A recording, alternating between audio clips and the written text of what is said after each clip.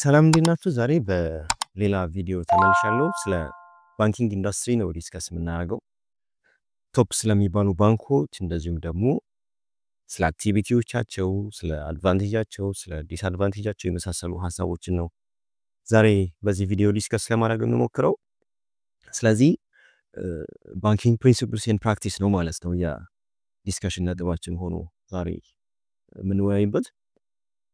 የሚከተሉ አውትላይኖችን ለማየት እንሞክራለን። በቪዲዮአችን ውስጥ የምናያቸው ኮንቴንቶች እነዚህ ናቸው። የመጀመሪያው ኢትዮጵያን ባንኪንግ ኢንዱስትሪን ዲፋይን እናደርገዋለን። ማን ነው የሚያስተዳድረው፣ ምን አይነት ሰርቪሶችን ነው የሚሰጡት፣ የመሳሰሉ አይነት አክቲቪቲዎችን።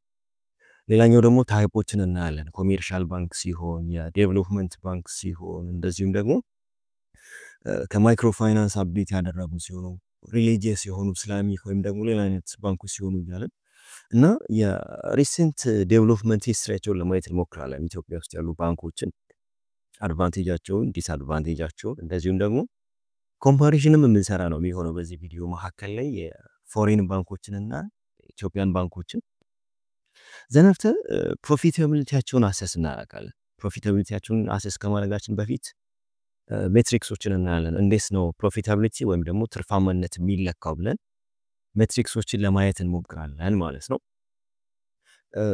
ወደ ቪዲዮ እንግባ እስቲ በደንብ ዲቴሉን ዲስከስ እናድርግ። ኢትዮጵያን ባንኪንግ ኢንዱስትሪ ላይ እንደምታዩት ሃይሊ ሬጉሌት ከተደረጉ ሴክተሮች ውስጥ አንዱ ሆኖ ነው የምናገኘው። ፕሮቫይድ የሚያደርገው ፋይናንሻል ሰርቪስ ነው። ፋይናንሻል ሰርቪስ የሚባለው ዲፖዚት ሊሆን ይችላል፣ ሎኖችን ብድር መስጠት ሊሆን ይችላል፣ የመኒ ትራንስፈር ሊሆን ይችላል፣ ኢንቨስትመንት አክቲቪቲ፣ ፔይመንት ሲስተሙ ጋር የተገናኙ አክቲቪቲዎች ናቸው። ሱፐርቫይዝ የሚያደርጋቸው ወይም ደግሞ ኦቨርሲን የሚደረጉት በናሽናል ባንክ ኦፍ ኢትዮጵያ ነው። ናሽናል ባንክ ነው የሚያስተዳድራቸው። ታይፖቹን ስናይ የኮሜርሻል ባንኮች አሉ። ለምሳሌ ሲቢኢ፣ አዋሽ ባንክ፣ ዳሽን ባንክ የመሳሰሉት ኮሜርሻል ባንኮች ወይም ደግሞ ፕሮፊት ቤዝ የሆኑ ባንኮች አሉ። ሌላኛው ደግሞ የዴቨሎፕመንት ባንክ አለ፣ የኢትዮጵያ ልማት ባንክ የሚባለው ማለት ነው። ዘነፍተ ኢንተረስት ፍሪ የሆኑ ባንኮችም አሉ፣ እስላሚክ ባንክ የምንላቸው ማለት ነው። ለምሳሌ ዘምዘም፣ ሂጅራ የመሳሰሉ አይነት ባንኮች። ማይክሮ ፋይናንስ ኢንስቲትዩሽኖችም አሉ፣ ትራንስፈር የተደረጉ ወደ ባንክ ማለት ነው። በፊት ማይክሮ ፋይናንስ የነበሩ እንደዚሁም ደግሞ ወደ ባንክ አፕግሬድ ያደረጉ ኢንስቲትዩሽኖችን እናያለን። የኦሮሚያ ክሬዲት ኤንድ ሴቪንግ ሊሆን ይችላል፣ የኦሞ ማይክሮ ፋይናንስ የነበረው የመሳሰሉት።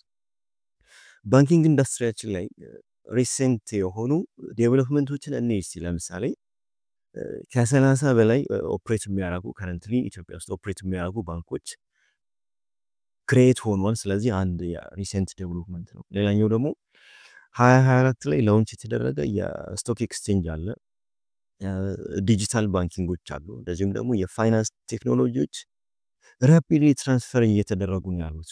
ባንኪንግ ኢንዱስትሪ ውስጥ ትራንስፎርም እየተደረጉ ነው ያሉት። እነዚህ ሪሴንት የባንኪንግ አክቲቪቲዎች ናቸው።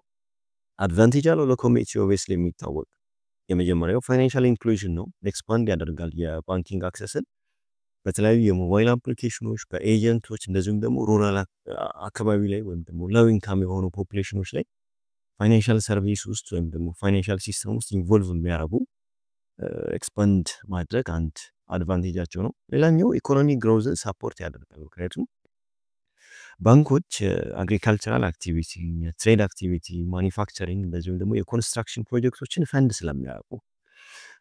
ሶስተኛው አድቫንቴጅ የጆብ ክሪኤሽን ነው የሚሆነው። በ10 ሺህ የሚቆጠሩ የስራ እድሎችን ስፔሻሊ ለወጣቶች ባንከር ወይም ደግሞ በሌላም ዘርፎች የስራ እድል ፈጠራ ላይ ኢንቮልቭ ያደርጋል። ስለዚህ ሌላኛው ቤኔፊት ነው።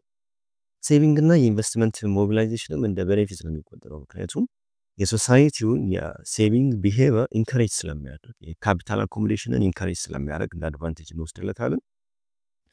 ሞደርን የሆኑ የፔመንት ሲስተሞችን ኢዝሊ ትራንስፈር የምናደርግባቸው ፋስት የሆኑ የመኒ ትራንስፈር ለምሳሌ ቴሌብር ሊሆን ይችላል፣ በሲቢኢ ሄሎ ካሽ የመሳሰሉ አይነት አክቲቪቲዎችን ፕሮቫይድ ስለሚያደርግ ባንኪንግ ለኮሚኒቲው አድቫንቴጅ አለው ተብሎ ነው የሚታሰበው። ሌላኛው ደግሞ ስሞል ኤንድ ሚዲየም ሳፖርት አለ። ሎኖችን ፕሮቫይድ ያደርጋል፣ አድቫይዘሪ ሰርቪሶችን ይሰጣል ጥቃቅንና አነስተኛ ለሚባሉ የቢዝነስ ኢንተርፕራይዞች። ልክ እንደዚያው ግን የባንኪንግ ኢንዱስትሪው ፕሮቫይድ የሚያደርገን ዲስአድቫንቴጆችም አሉ። ለምሳሌ የጥሬ ገንዘብ ዩቲላይዜሽን ወይም ደግሞ የካሽ ዩቲላይዜሽናችንን ይቀንሰዋል። 100 ብር እጄ ላይ ቢኖረኝ እና በባንክ ትራንስፈር ሳደርገው ሰርቪስ ቻርጅ አለ። እጅ በእጅ ቢሆን ግን ኤግዛክት በመቶ ብሩ አክቲቪቲዎችን ልገዛ እችላለሁ። ትራንዛክሽኖች በበዙ ቁጥር የባንኩ ሰርቪስ ቻርጅ ሲጨምር ያቺ መቶ ብር ዝቅ እያለች ወይም ደግሞ ዋጋዋ በጣም እየወረደ የሚመጣበት ሲናሪዮ ይኖራል። ትልቁ ዲስአድቫንቴጅ ያ ተብሎ ነው የሚታሰበው። በት ሀይ የሆነ ኢንተረስት ሬት መኖሩ ከሌሎች ግሎባል ባንኮች ጋር ኮምፔር ስናደርግ ወይም ደግሞ የግሎባል አቨሬጁን ኮምፔር ስናደርግ ተበዳሪዎች ከፍተኛ የሆነ የብድር ኢንተረስት ይኖርባቸዋል። ያኛው የፎሬን ኤክስቼንጅ ስካርሲቲ ነው የሚሆነው።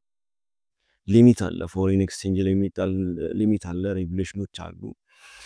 ሌላኛው ደግሞ የከስተመር ሰርቪስ ቻሌንጆች አሉ። ዲሊያንስ ሊሆን ይችላል ወይም ደግሞ ሊሚት ሳፖርት ሊሆን ይችላል። ዋቴቨር ኢት ኢዝ ሊሚትድ የሆኑ የክሬዲት ኦፕሽኖች አሉ። ለምሳሌ ዊዛውት ኮላተራል ወይም ደግሞ የክሬዲት ሰርቪሶችን አክሰስ ለማድረግ በጣም ከፍተኛ የሆኑ ቻሌንጆች ናቸው። እንደ ዲስአድቫንቴጅ የሚጠቀሱ ናቸው። ግን ዲስአድቫንቴጅ የምንለው ፍጹም የሆኑ ዲስአድቫንቴጁ ሳይሆን ከሌሎች ጋር ኮምፔር ማድረግ ስለምንችል ኢን ሪጋርድስ ቱ አዘር ባንኪንግ ኢንዱስትሪ ሌሎች ሀገራት ላይ ካለው የባንኪንግ ኢንዱስትሪ አንጻር እያየን ነው።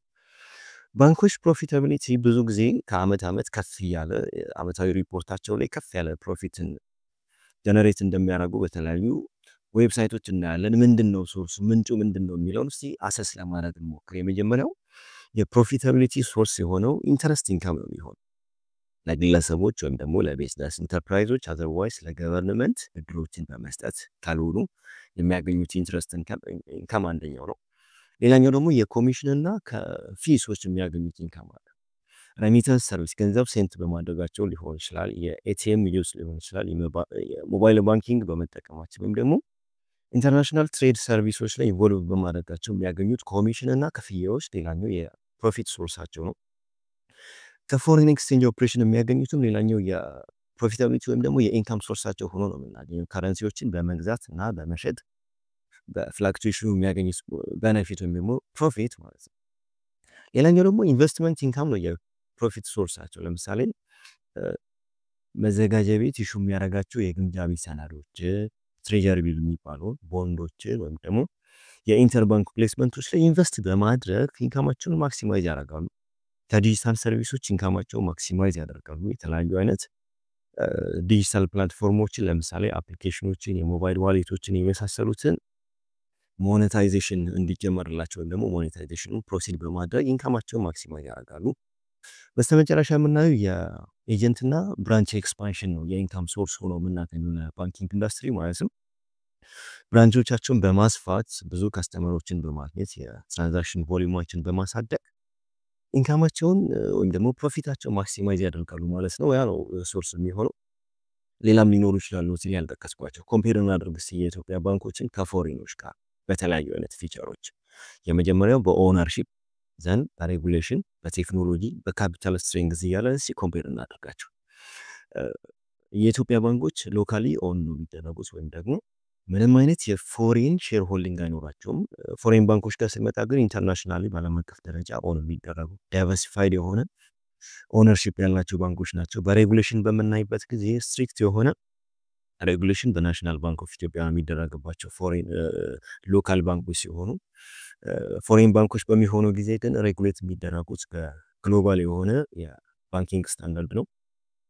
ቴክኖሎጂ ጋር ሲመጣ ግሮዊንግ የሆነ ዲጂታላይዜሽን አለ። ዘን ፎሬኖች በሚሆኑ ሰዓት ግን ሃይሊ ዲጂታላይዝ የሆነ አውቶሜትድ የሆነ አክቲቪቲ ይኖራቸዋል። ካፒታል ስትሬንግዛቸው ስናይ ሎወር የሆነ ቤሪንግ ካፒታል ነው የምናገኘው በሎካል ባንኮች ላይ በት ወን ኢት ካም ቱ ፎሬን ባንክስ በት እዚህ ጋር ሃይር የሆነ የካፒታል ቤዝ ይኖራቸዋል። ሊኩዲቲያቸውም ከፍ ያለ ነው የሚሆነው። የከስተመር ሬሻቸውን በምናይ ጊዜ ሎካል ባንኮች ኤክስፓንድ የሚያደርጉት ኢትዮጵያ ነው። ስለዚህ ሎካል የሆኑ ከስተመሮች ናቸው የሚኖሯቸው። ዘን ፎሬን ባንኮች ጋር ስናይ ግን ግሎባል የሆኑ የከስተመር ቤዞች ይኖሯቸው ወይም ደግሞ ከሎካሎቹ አንጻር ሞር ግሎባል ቤዝ ነው የሚኖራቸው። በኢኖቬሽን አንጻር ብናይ ኢምፕሩቪንግ ላይ ያሉ ለምሳሌ የቻት ባንኪንግ ወይም ደግሞ የባንኪንግ አፕሊኬሽኖች አሉ በሎካል ባንኮች በት ፎሬን ባንኮች ጋር ስንሄድ ግን አድቫንስድ የሆኑ የኤአይ የብሎክቼን ወይም ደግሞ የግሎባል ፋይናንስ ቴክኖሎጂ ፊቸሮችን እናገኛለን። በፎሬን ከረንሲ አክሰሳቸው ስናይ የሎካል ባንኮች ሊሚትድ እና ኮንትሮልድ የሆነ የፎሬን ከረንሲ አክሰስ ነው የሚኖራቸው። ፎሬን ባንኮች ጋር ስንመጣ ግን አበንደንት አክሰስ ነው የሚኖራቸው። ግሎባል ከረንሲዎችን እንደፈለጉ አክሰስ ማድረግ ይችላሉ ማለት ነው። ፕሮዳክት ዳይቨርሲፊኬሽናቸው እንደሚጠበቀው ሞዴሬት እና ዋይድ ነው። ዘንድ የለንዲንግ ሪስካቸው ስናይ ማኑዋል ሄቪ የሆነ ወይም ደግሞ ሪስክ አቨርስ ሲሆን እዚህ ጋር ግን ዳታ ድራይቨር ወይም ደግሞ አድቫንስድ የሆነ የሪስክ አናሊስቶችን ተጠቅመው ነው የለንዲንግ ሪስክ ማኔጅመንታቸውን አሰስ የሚያደርጉት ፎሬን ባንኮች።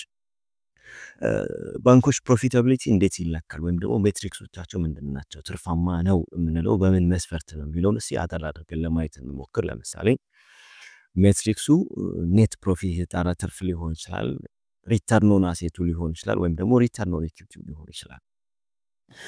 ኔት ፕሮፊት የሚባለው እንዴት ነው ካልኩሌት የሚደረገው ነው?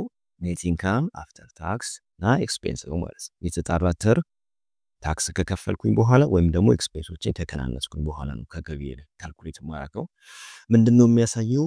ዳይሬክትሊ ባንኩ ምን ያክል አርን እንዳደረገ ምን ያክል ገቢ እንዳገኘ ኢንዲኬት የሚያደርግ የፕሮፊታቢሊቲ ሜትሪክስ ነው ማለት ነው ኔት ፕሮፊት የሚባለው።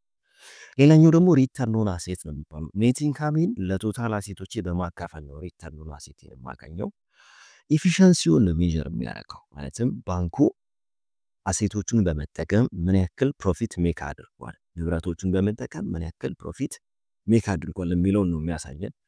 ሶስተኛው ሜትሪክስ ሪተርን ኦን ኢኩዊቲ ነው የሚባለው። ኔት ኢንካሜን የተጣራ ትርፌን ለሼር ሆልደርስ ኢኩዊቲ በማካፈል ነው የማገኘው። ምንድነው የሚያሳየው? ባንኩ ኢንቨስተሮቹ ፈንድ ያደረጉትን ገንዘብ ምን ያክል ፕሮፊት ለማግኘት እየተጠቀመበት ነው የሚለውን ነው አሰስ የሚያደርግልኝ ማለት ነው። ሌላኛው ሜትሪክስ ኔት ኢንተረስት ማርጂን ነው የሚሆነው። ከኢንተረስት ኢንካም የኢንተረስት ኤክስፔንስን በመቀነስ ለአቨሬጅ አርኒንግ በማካፈል የማገኘው ሜትሪክስ ነው ኔት ኢንተረስት ማርጂን የሚባለው። ምንድነው ኔት ኢንተረስት ማርጂን የሚያሳየን? ብድር ከመስጠት ወይም ደግሞ ከሌንዲንግ አክቲቪቲ ምን ያክል ፕሮፊት ሜክ እንዳደረግኩኝ ነው ኢንዲኬት የሚያደርግ ወይም ደግሞ የሚያሳየው ማለት ነው። ሌላኛው ደግሞ ኮስት ቱ ኢንካም ሬሽዮ ነው የሚባለው። ማለትም ኦፕሬቲንግ ኤክስፔንሶች ለኦፕሬቲንግ ኢንካሞቼ በማካፈል ነው የማገኘው። እዚህ ጋር ለወር የሆነ ሬሾ እንዲሆን ኤክስፔክት የሚደረገው ማለትም ለወር የሆነ ሬሾ አለኝ። ወጪዎቼን ለኦፕሬቲንግ ኢንካሞቼ አካፍዬ የማገኘው ሬሾ ትንሽ በሆነ ቁጥር ሞር ኤፊሽንት የሆነ የባንኪንግ አክቲቪቲ እንዳለኝ ስለሚያሳይ ማለት ነው። ሌላኛው የፕሮፊታቢሊቲ ሜትሪክሳችን የሚሆነው አርኒንግ ፐር ሼር ነው። ይሄ ኪ የሚባል የፕሮፊታቢሊቲ ኢንዲኬተር ነው። ኔት ፕሮፊታችንን ለነምበር ኦፍ አውትስታንዲንግ ሼሮች በማካፈል ነው የምናገኘው። የተጣራ ትርፌን በባለ አክሲዮኖች እጅ ለሚገኙ የአክሲዮን መጠኖች አካፍዬ ነው የማገኘው ማለት ነው። ስለዚህ አርኒንግ ፐር ሼር ምንድነው የሚያሳየው?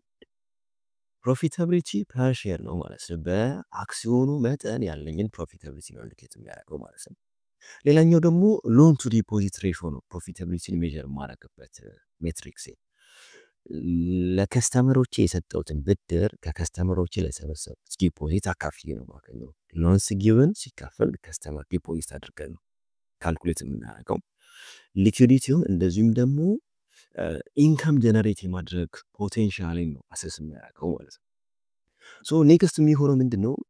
ቶፕ ፕሮፊታብል የሚሆኑ ባንኮች የሚባሉ ባንኮች የኢትዮጵያ ኮንቴክስት 23 24 ፊዚካል ኤሪያችን ላይ ቶፕ የሚባሉ ባንኮችን ለማየት እንሞክራለን። የመጀመሪያው ቶፕ የሚባለው ባንክ ኮሜርሻል ባንክ ኦፍ ኢትዮጵያ ነው ማለት ነው። በፕሮፊት ቢፎር ታክሱ ከታክስ በፊት ባስመዘገበው ሪካርድ ብሬኪንግ የሆነ 25.6 ቢሊዮን ብር እንደዚሁም ደግሞ በቶታል ረቨኑ በቶታል ዲፖዚቱ እንደገና በከስተመር ቤዞቹ እና በዲጂታል ትራንዛክሽኖቹ ቶፕ መሆን ይችላል ማለት ነው። 72% የሚጠቁ ወይም ደግሞ ካሉት ከ45 ሚሊዮን በላይ ከስተመሮች ውስጥ 1.56 ቢሊዮን የዲጂታል ትራንዛክሽኖችን በማከናወን 1.17 ትሪሊዮን ብር ዲፖዚትን በማስመዝገብ እነዚህም ደግሞ 135.4 ቢሊዮን ብር ቶታል ረቨኑ በማስመዝገብ የመጀመሪያው ፖፑላር መሆን ይችላል። ሁለተኛ ላይ አዋሽ ባንክ ነው የምናገኘው። አዋሽ ባንክን ፖፑላር ያደረግንበት መስፈርታችን በፕሮፊት አፍተር ታክስ ነው ማለት ነው። በሌላ የሚበለጥባቸው አክቲቪቲዎች ቢሆኑም አፕሮክሲሜትሊ ወደ 9.2 ቢሊዮን የሚጠጋ ከታክስ በኋላ ትርፍ በማስመዝገቡ እንደዚሁም በማርኬት ሼሩ እና በብራንች ኤክስፓንሽን ማለትም አዳዲስ ከ150 በላይ ብራንቾችን በመክፈቱ እና በሪኮግኒሽን ደረጃ ማለት ነው ለሶስት ተከታታይ ዓመታት ኢትዮጵያ ውስጥ ቤስት ባንክ በመባል ሪኮግኒሽን በማግኘቱ ሁለተኛው ቶፕ ባንክ መሆን ይችላል አዋሽ ባንክ ማለት ነው። ሶስተኛ ላይ የምናገኘው ቶፕ ባንክ ዳሽን ባንክ ነው። በፕሮፊት ቢፎር ታክሱ እንደዚሁ በቶታል አሴቱ እና በዲጂታል ኢኖቬሽኑ ነው ቶፕ ሶስተኛ ላይ መቀመጥ የቻለው 6.4 ቢሊዮን ብር የሚጠጋ የፕሮፊት ቢፎር ታክስ አስመዝግቦ እንደዚሁም ደግሞ 183.7 ቢሊዮን የሚገመቱ ቶታል አሴቶችን በማሳየት እናም ኢትዮጵያ ውስጥ የመጀመሪያው ቻት ቤዝድ የሆነ ባንኪንግ በሱፐር አፕ 2025 ላይ ኢኖቬት በማድረጉ ዲጂታል ኢኖቬሽን መሰረት አድርጎ ሶስተኛ መሆን ችሏል። አራተኛ ላይ አቢሲኒያ ባንክ ነው የምናገኘው በፕሮፊት አፍተር ታክሱ እንደዚሁም ደግሞ በግሮዝ ያለፈ አመቱን ደብል ግሮዝ በማስመዝገብ ነው አራተኛ ላይ መቀመጥ የቻለው። አምስተኛ ላይ አባይ ባንክ ነው የምናገኘው በፕሮፊት አፍተር ታክሱ እንደዚሁም ደግሞ በቶታል ካፒታሉ እና በቶታል አሴቶቹ አምስተኛ ላይ መቀመጥ ይችላል። ስድስተኛ ላይ የምናገኘው ቡና ባንክ ነው። ቡና ባንክ በፕሮፊት አፍተር ታክሱ እና በፔዲንግ ካፒታሉ ነው ስድስተኛ ላይ መቀመጥ የቻለው። ሰባተኛው ወጋገን ባንክ ነው በፕሮፊት አፍተር ታክሱ እንደዚሁ በቶታል ካፒታሉ እና በቶታል አሴቱ። ስምንተኛ ላይ የምናገኘው ንብ ኢንተርናሽናል ባንክ ነው በቶታል ረቨኑ በቶታል አሴትና በኔት ሎኖቹ ወደ 53.3 ቢሊዮን የሚጠጋ ኔት ሎን ስላለው ስምንተኛ ላይ መቀመጥ የቻለው። ዘጠነኛው ፖፑላር የሚባለው ባንክ የኢትዮጵያ 2024 ላይ አንበሳ ኢንተርናሽናል ባንክ ወይም ደግሞ ላይን ኢንተርናሽናል ባንክ የሚባለው በፕሮፊት ግሮዝ ነው ማለትም ከፕሪቪየስ ይር 61% ኢንክሪስ በማሳየቱ እና ደግሞ አርኒንግ ፐር ሼሮቹን ወደ 281.52 በማሳደጉ ዘጠነኛ ፖፑላር የሆነ ባንክ መሆን ይችላል። አስረኛ ላይ የምናገኘው ግሎባል ባንክ ወይም ደግሞ ደቡብ ግሎባል ባንክ የሚባለው ነው። በፕሮፊት ኢንክሪዙ ነው በፊት ላይ ከነበረው 88.7 በመጨመሩ ወይም ደግሞ 523.6 ሚሊዮን ብር ፕሮፊት ኢንክሪስ በማድረጉ እንደዚሁም ደግሞ አርኒንግ ሼሩን ደብል በማድረግ ከፕሪቪየስ ወደ 292 ብር በሼር በማሳደጉ አስረኛ ላይ ተቀምጧል ማለት ነው። እዚህ ጋር ያስቀመጥኩላችሁ የ2024 2025 የኢትዮጵያን ባንክስ ፕሮፊታቢሊቲ ዳታ ስናፕሻት ነው ማለት ነው። እዚህ ጋር ኢምቢሊየንስ ነው ያስቀመጥኩላችሁ ማለትም ኮሜርሻል ባንክ ኦፍ ኢትዮጵያ ስቴት ኦውነር ነው ወደ 33.8 ቢሊዮን የሚጠጋ ፕሮፊት ነው ያለው። ሪተርኑን አሴቱ አለ ሪተርኑን ኢኩዊቲ በኔት ግሮዝ ደግሞ በፊት 2023 ላይ ከነበረው ግሮዝ ማሳየቱ ማለትም 27.5 ከነበረው እድገት ማሳየቱ እንደዚሁም አዋሽ ባንክ ሁለተኛ ላይ አለ ከፕራይቬት ባንኮች ቶፕ ነው። ሶስተኛ ላይ የምናገኘው ደግሞ ባንክ ኦፍ አቢሲኒያ አለ ስትሮንግ የሆነ ግሮዝ በማሳየት። ሌላኛው ደግሞ ዳሽን ባንክ ነው። ዳሽን ባንክ ደግሞ ስቴብል የሆነ ፐርፎርማንስ በማሳየት አራተኛ ላይ መቀመጥ ይችላል። ዘን ህብረት ባንክ ነው ሌላኛው ሞዴሬት የሆነ ግሮዝን በማሳየት በፕሮፊቱ በሪተርን ኦን አሴቱ እንደዚሁም ደግሞ በሪተርን ኦን ኢኩዊቲ የሚባሉ ኪ የሚባሉ የፐርፎርማንስ ኢንዲኬተሮች ራንክ ያደረግናቸው ባንኮች ይሄን ነው የሚመስሉት።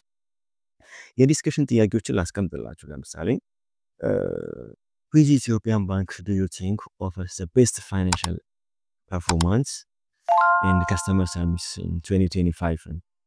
2025 ላይ የትኛው ባንክ ቤስት የሚባል የፋይናንስ ፐርፎርማንስ ሊሰጥ ይችላል ወይም ደግሞ የከስተመር ሰርቪስ ሊሰጥ ይችላል 2025 ላይ? ምክንያቱም ካላችሁ እንደዚሁ ኮሜንት ላይ አስቀምጡ።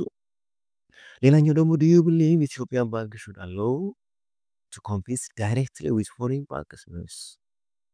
ኢትዮጵያ ባንኮች ዳይሬክትሊ ኮምፒት ሊያደርጉ ይችላሉ ወይ ከፎሬን ባንኮች? ፎሬን ባንኮች ወደ ኢትዮጵያ የሚገቡበት አክሰስ ቢኖርና ኢንቫይት ቢደረጉ ኮምፒት ማድረግ እንችላለን ወይ? እንደዚሁም ደግሞ ሪስክ እና ቤኔፊቱ ምንድነው የሚሆነው ለከስተመሮቹ እንደዚሁም ደግሞ ለባንኮቹ? ኮሜንት ላይ አስቀምጡልኝ፣ በደንብ አየዋለሁ። ሰፋ ያለ ዲስከሽን የምትፈልጉ ከሆነ ኮሜንት ላይ አሳውቁኝ። ዲቴል የሆኑ መረጃዎችን ያዘ ቪዲዮ ልሰራላችሁ እችላለሁ። አመሰግናለሁ። ቴንኪው